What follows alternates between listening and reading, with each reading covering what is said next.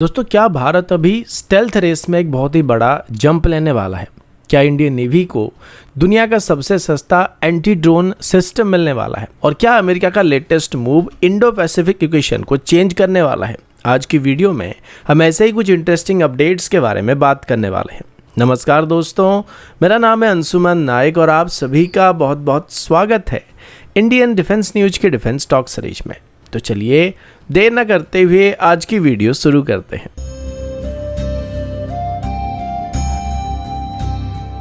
आज की पहली अपडेट भारत के सूर्यास्त्र यूनिवर्सल रॉकेट लॉन्चर प्रोग्राम और इसको लेकर आई एक बहुत ही इंपॉर्टेंट क्लैरिफिकेशन की तरफ से है। दोस्तों, कुछ ही दिन पहले ही सूर्यास्त्र रॉकेट लॉन्चर को लेकर डिफेंस सर्कल में काफी डिस्कशन सामने आया था। कुछ रिपोर्ट्स में इसकी टेस्टिंग और प्रोक्योरमेंट प्रोसेस पर सवाल उठाए गए थे, लेकिन अभी इस मामले पर सूर्यास्त्र प्रोग्राम से जुड़े कंपनी निब्बे लिमिटेड की तरफ से ऑफिशियली डिटेल क्लैरिफिकेशन दिया गया है। कंपनी की तरफ से मीडिया में बताए गए कई क्लेम्स को इनएक्यूरेट और मिसलीडिंग बताया गया। उन्होंने क्लियर कहा कि सूर्यास्त्र सिस्टम इंडियन आर्मी के पुराने ऑर्डर में दिए गए सभी टेक्निकल रिक्वायरमेंट और कॉन्ट्रेक्चुअल ऑब्लिगेशन को पूरा कर सकता है। दोस्तों, खास बात यह कि निब्बे की तरफ से यह भी रिजेक्ट किया गया कि सूर्यास्त्र सिर्फ एक असेंबल्ड फॉरेन सिस्टम है। कंपनी के हिसाब से इनिशियल फेज में इंटरनेशनल टेक्नोलॉजी कोलैबोरेशन किया गया था, लेकिन एक्चुअल प्रोडक्शन, इंटीग्रेशन और लोकलाइजेशन भारत में अभी किया जा रहा है।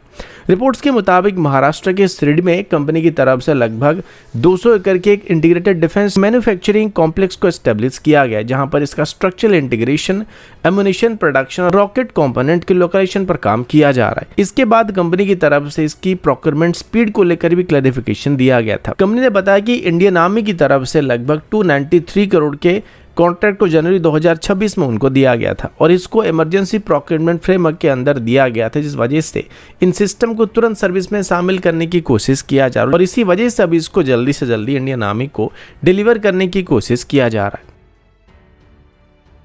अगला अपडेट तेजस मार्क 2 फाइटर प्रोग्राम की तरफ से है।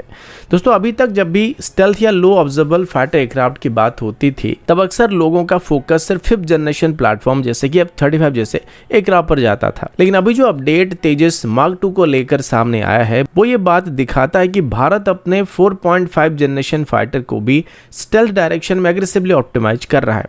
ऑफिशियल्स के मुताबिक तेजस मार्क 2 का फ्रंटल रडार क्रॉस सेक्शन उसके प्रेडेसेसर यानी तेजस मार्क 1 के मुकाबले लगभग 1/4 होने वाला है। यानी अगर तेजस का फ्रंटल आरसीएस 1 मीटर स्क्वायर का होगा, तो तेजस मार्क 2 का फ्रंटल आरसीएस बस 0.25 मीटर स्क्वायर के आसपास रहने वाली है। सबसे इंटरेस्टिंग बात यहाँ पर यह कि तेजस मार्क 2 साइज में तेजस मार्क 1 या मार्क 1 से काफी बड़ा होने वाला है। नॉर्मली एयरक्राफ्ट जितना बड़ा होता है, उसका रडार सिग्नेचर भी उतना बड़ा होता है, लेकिन भारत की तरफ से इस चैलेंज को डिजाइन ऑप्टिमाइजेशन की मदद से सॉल्व करने की कोशिश किया गया है। रिपोर्ट के हिसाब से इसमें refined aerodynamic shaping, edge alignment, smoother interface section और बहुत ज़्यादा कंपोजिट मेटल का इस्तेमाल किया गया, जिस वजह से इसका आरसीएस कम हो गया है। खास बात यह भी है कि एयर इंटेक की आर्किटेक्चर को भी ऑप्टिमाइज किया गया है, ताकि इंजन कंप्रेसर ब्लेड रडार से डायरेक्टली विजिबल नहीं हो पाएंगे, क्योंकि फाइटर एयरक्राफ्ट में इंजन फेस सबसे ज्यादा रडार को रिफ्लेक्ट करते हैं। इसके अलावा इंडिजिनस रडार ऑब्जर्वेंट मटेरियल यानी रैम कोटिंग या टेक्नोलॉजी का भी इसमें इस्तेमाल किया जा रहा है, जिसका एक्सपीरियंस एमका प्रोग्राम से डिराइव किया गया है।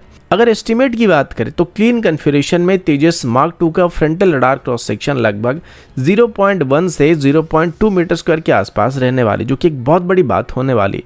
और ये बीवीआर फाइट में तेजस को सेम कैटेगरी के बाकी एयरक्राफ्ट के खिलाफ काफी एज को प्रोवाइड कर सकता है। कुल मिलाकर देखा जाए तो तेजस मार्क 2 सिर्फ एक अपग्रेडेड प्लेटफॉर्म नहीं होने वाला है, बल्कि भारत का पहला सा इंडिजिनस 4.5 जनरेशन फाइटर भी होने वाला है, जिसके पास स्टेल्थ, एडवांस सेंसेस और हाई पेलोड कैपेसिटी मौजूद होने वाला है, जो कि असल मायने में 4.5 जनरेशन कैटेगरी में एक रिवॉल्यूशन लाने वाला है। अगला अपडेट इंडियन नेवी और भारत के indigenous anti drone defence ecosystem की तरफ से है। दोस्तों, अभी तक जब भी नेवल डिफेंस की बात होती थी, तब हमारा main focus barrack 8 close in weapon system या ट्रेडिशनल मिसाइल डिफेंस सिस्टम की तरफ चला आता था। लेकिन अभी जो अपडेट सामने आ रहा है, वो फ्यूचर नेवल वॉरफेयर को एक नए डायरेक्शन में ले जा सकता है।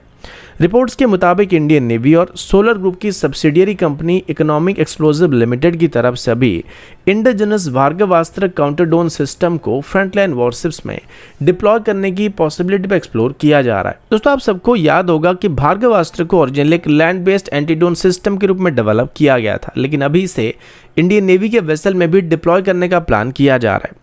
प्लान के मुताबिक इसके launcher, radar, electro optical infrared sensor और फायर कंट्रोल सिस्टम को व्हीकल से अभी अलग करके डायरेक्टली शिप के डेक या सुपरस्ट्रक्चर पर इंटीग्रेट कर दिया जाएगा। इसमें 64 सेल मौजूद होते हैं जो कि रैपिड सैल्वो मोड में मल्टीपल माइक्रो मिसाइल को या माइक्रो रॉकेट को लॉन्च कर सकते हैं। इसका सीधा मतलब होगा कि फ्यूचर में इंडियन नेवी के शिप स्वार्म ड्रोन अटैक के अगेंस्ट एक डेडिकेटेड डिफेंसिव शील्ड को हासिल कर सकते हैं। आप सबने रिसेंट कॉन्फ्लिक्ट में देखा होगा कि लो कॉस्ट ड्रोन और लॉटरिंग मुनिशन किस तरह एक्सपेंसिव वॉरशिप के लिए भी चैलेंज बन रहे हैं। कई बार कुछ $1000 की ड्रोन्स को इंटरसेप्ट करने के लिए $1 मिलियन वाले मिसाइल का इस्तेमाल करना पड़ता है। इसी प्रॉब्लम को सॉल्व करने के लिए भार्गवास्त्र अभी एक low cost led interception system के रूप में डेवलप किया गया है।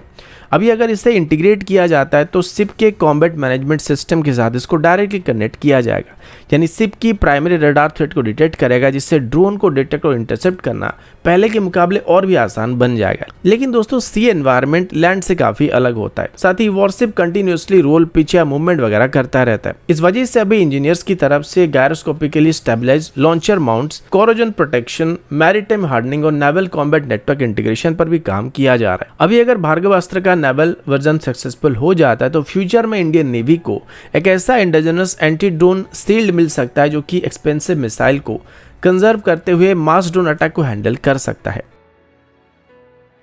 अगला अपडेट भारत और यूनाइटेड स्टेट के डिप्लोमेटिक रिलेशन की तरफ से है, जो कि अभी धीरे धीरे खराब होता हुआ दिखाई पड़ रहा है।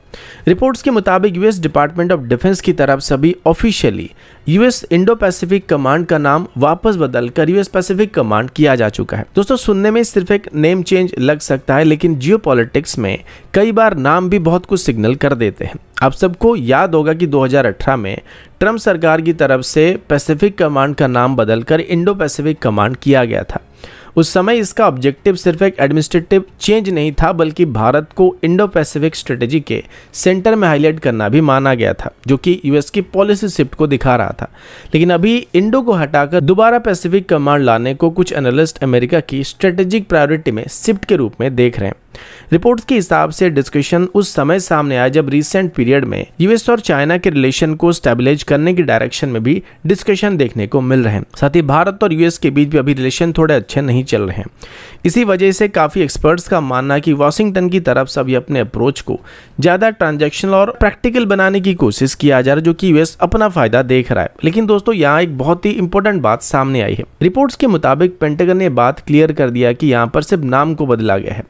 Operational area, military asset, force deployment या कमांड स्ट्रक्चर में कोई भी चेंज नहीं किया जा रहा है, यानी कि अभी भी यूएस का प्रेजेंस जिस तरीके से इंडो पैसिफिक में पहले था अभी भी वैसा ही रहने वाला है। यानी कमांड का एरिया ऑफ रिस्पॉन्सिबिलिटी अभी भी अमेरिका के वेस्ट कोस्ट से लेकर भारत के वेस्टर्न बाउंड्री तक सेम रहने वाली है। और खास बात यह भी है कि कुछ ही समय पहले ही भारत और यूएस के बीच Indo Pacific maritime surveillance collaboration को भी फाइनल किया गया था, जिसके थ्रू मैरिटाइम डोमेन अवेयरनेस और इंटेलिजेंस कोऑपरेशन कंटिन्यू रखने का फैसला किया गया था। लेकिन अभी अचानक से इस छोटे से चेंज से भारत और यूएस के डिफेंस रिलेशन में बदलता हुआ डिस्टेंस सभी महसूस कर सकते हैं, और इससे बात पता चलता है कि यूनाइटेड स्टेट पर कभी भी भरोसा नहीं किया जा सकता है। अगला अपडेट इंडियन एयरफोर्स के मिराज 2000 फाइटर फ्लीट और उसमें इंडिजिनस अस्त्र मिसाइल इंटीग्रेशन से जुड़े एक बहुत ही इंटरेस्टिंग डेवलपमेंट की तरफ से है। दोस्तों, भारत अभी कई सालों से अपने फाइटर एयरक्राफ्ट में इंडिजिनस वेपन को इंटीग्रेट करने की कोशिश कर रहा है। अस्त्र बीबीआर मिसाइल इसका बहुत ही बड़ा एग्जाम्पल है। लेकिन अभी मिराज 2000 फ्लीट के साथ एक ऐसा टेक्निकल चैलेंज सामने आ रहा है जो कि सिर्फ मिसाइल लगाने से सॉल्व नहीं होने वाला है। दोस्तों, बहुत लोग सोचते हैं कि किसी नए मिसाइल को इंटीग्रेट करना मतलब एयरक्राफ्ट के नीचे मिसाइल को माउंट कर दिया तो काम खत्म हो गया। लेकिन असल में मॉडर्न फाइटर एयरक्राफ्ट में ये प्रोसेस काफी कॉम्प्लेक्स होता है, क्योंकि मिसाइल लॉन्च होने से पहले एयरक्राफ्ट का radar, fire control system, mission computer और वेपन सिस्टम को कंटिन्यूअसली एक दूसरे के साथ डाटा को एक्सचेंज करना पड़ता है, जिससे target tracking, lock generation, mid course guidance और एंगेजमेंट लॉजिक सब कुछ इसी के ऊपर डिपेंड करता है।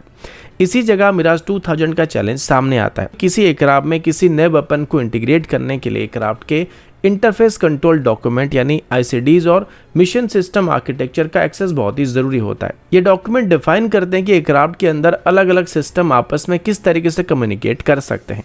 अब जैसे कि मिराज 2000 एक इंपोर्टेड प्लेटफॉर्म है, तो इसका कोर एवियोनिक्स और mission software architecture origin manufacture के कंट्रोल में रहता है। इस वजह से भारत अपने हिसाब से आज भी मिराज 2000 के अंदर कुछ भी इंटीग्रेट नहीं कर सकता है। दोस्तों खास बात यह कि अभी तक कोई ऑफिशियल कंफर्मेशन इसको लेके सामने नहीं आया कि फ्रांस या डसॉल्ट की तरफ से source code ICD access Bharat को दिया गया फिर इसके लिए रिफ्यूज किया जा रहा है। लेकिन एक बात यहाँ पर क्लियर है कि फ्यूचर वॉरफेयर में इंडिजिनस वेपन इंटीग्रेशन बहुत इंपॉर्टेंट होने वाला है। अस्त्र मिसाइल को भी भारत की तरफ से तेजस से लेकर Su-30 MKI जैसे प्लेटफॉर्म के साथ भी इंटीग्रेट किया जा रहा है और अगर फ्यूचर में मिराज 2000 पर भी इसको सफलता के साथ इंटीग्रेट किया जाता है तो इंडियन एयरफोर्स को इंपोर्टेड मिसाइल पर अपनी डिपेंडेंसी को कम करने में मदद मिलने वाली है। कुल मिलाकर देखा जाए तो ये सिर्फ एक मिसाइल इंटीग्रेशन का इशू नहीं है, बल्कि ये फ्यूचर में इंपोर्टेड प्लेटफॉर्म और इंडिजिनस इकोसिस्टम के बीच बैलेंस क्रिएट करने का भी एक इंपॉर्टेंट लेसन होने वाला है। तो दोस्तों अभी के लिए इतना ही, मिलता हूँ आपसे अगले वीडियो में, तब तक के लिए जय हिंद, वंदे मातरम।